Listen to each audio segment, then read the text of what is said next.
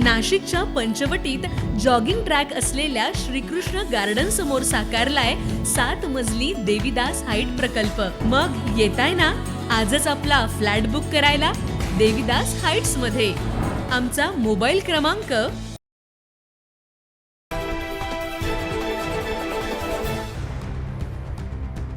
नाशिक शहरात गुन्हेगारीच्या घटना पुन्हा एकदा समोर येऊ लागल्या।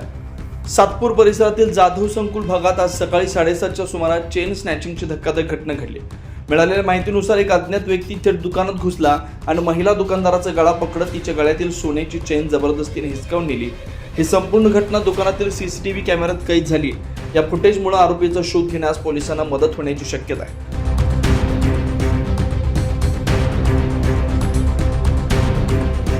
दरम्यान या प्रकरणी सातपूर पोलीस ठाण्यात गुन्हा दाखल करण्यात आलाय। आरोपीचा शोध घेण्यासाठी पोलिसांनी तपास सुरू केलाय। नाशिक सारख्या शहरात दिवसाढवळ्या घडणाऱ्या अशा घटनांमुळे नागरिकांमध्ये भीतीचं वातावरण निर्माण झालंय। आता आरोपीला लवकरात लवकर अटक होते का याकडे सर्वांचं लक्ष लागलंय। 9 न्यूज महाराष्ट्रासाठी प्रतिनिधी इसा कुरेशी, नाशिक।